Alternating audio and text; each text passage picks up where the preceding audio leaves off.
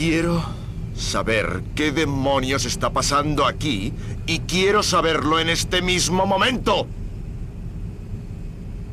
Bueno, queremos saberlo todos.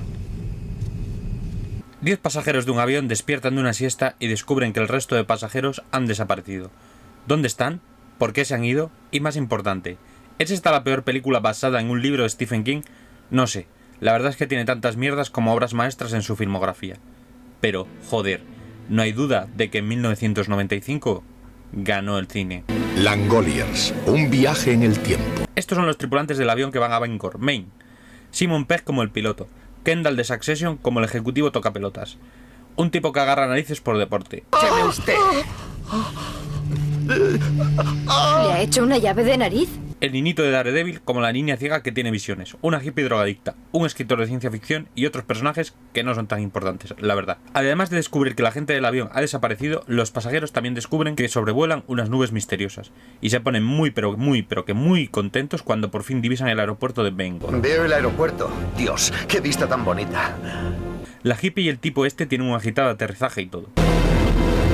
Y se la meto en la boca hasta la garganta. Además, si te fijas en el plano anterior, ves que la minita no sale porque está chupando cirios. Es decir, que lo rodaron después y lo montaron donde no tocaba. Es de ser inútiles, ¿eh? Pero resulta que en el aeropuerto todo el mundo ha desaparecido también. Marcha, no hay nada. Pero... ¿Pero qué? Kendall está muy trauma porque su padre le maltrataba de niño y comienza a tener visiones.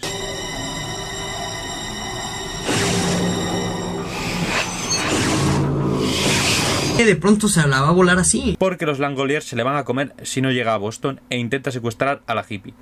El pagafantas este quiere hacerse el duro delante de la minita y se come un balazo y muere. No, que va a morir.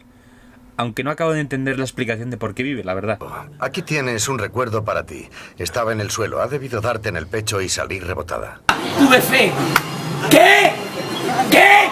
Los protagonistas atrapan a Kendall y el escritor suma 2 y 2 y le da 47, porque llega a conclusiones rarísimas. Solo diré que de vez en cuando aparece un agujero en el curso del tiempo. No una burbuja del tiempo, pero sí un desgarro en el tiempo. Un desgarro en la tela temporal. Al mundo vendrán, dentro de poco, 13 millones de naves de una confederación intergaláctica. De Ganímedes, de constelación Orión, de Raticulí, de Alfa, de Beta. Los invertidos, arcoíris circulares, estrellas diurnas. De pronto se la va a volar así. Pero el pagafantas no se queda atrás porque llega a conclusiones dignas de Heidegger. ¿Tienen claro lo que significa?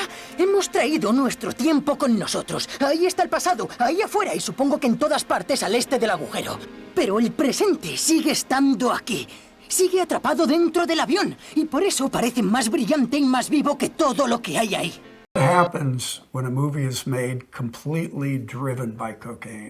Y el escritor añade salsa al porro añadiendo una solución al viaje temporal. El desgarro temporal puede que siga allí. ¿No entiende que estoy pensando en volver a atravesarlo? Este es un cuadrado corriente moliente. Sabio, más despacio. Supongamos que desarrollamos el cuadrado en las otras dos dimensiones de nuestro universo siguiendo un eje hipotético. Se forma así un objeto tridimensional conocido como cubo o trincaedro. Kendall se libera y le asesta una buena dosis de acero frío a la niñata. También se carga al negro, pero no es tan importante. Todos se preparan para irse volando. De pronto se la va a volar así. Sí, efectivamente porque aparecen ellos. Sí, ellos por los que es recordada esta película.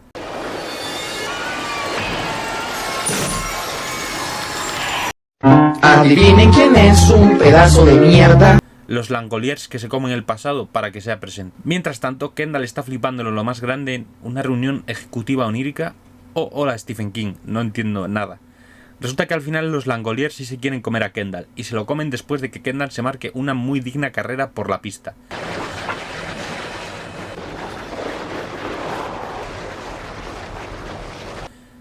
Este es el director de la película, Tom Holland. ¡Pedazo de mierda! ¿Acaso me estás provocando el vómito? Entonces, siempre quedará la duda. ¿Eran verdad las alucinaciones de Kendall? ¿Existen los Langoliers, los guardianes de la eternidad?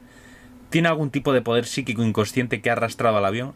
No sé, pero una cosa que no te dije es que la niña tiene el resplandor y es capaz de percibir cosas. Así que Kendall es la encarnación adulta del mal y la ciega es la encarnación infantil del bien.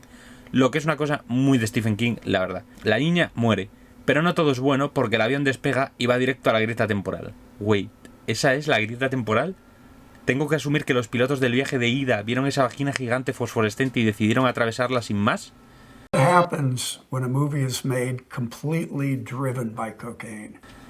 En fin, que para atravesar de nuevo la grieta deben quedarse dormidos o se desvanecerán.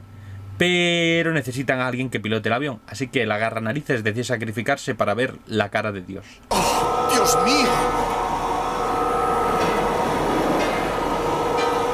¡Es maravilloso!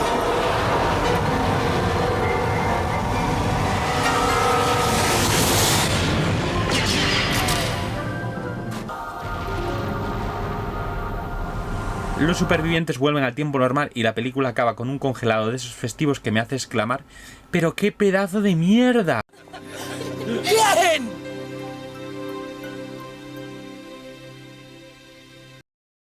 ¡Tengo que hacerlo!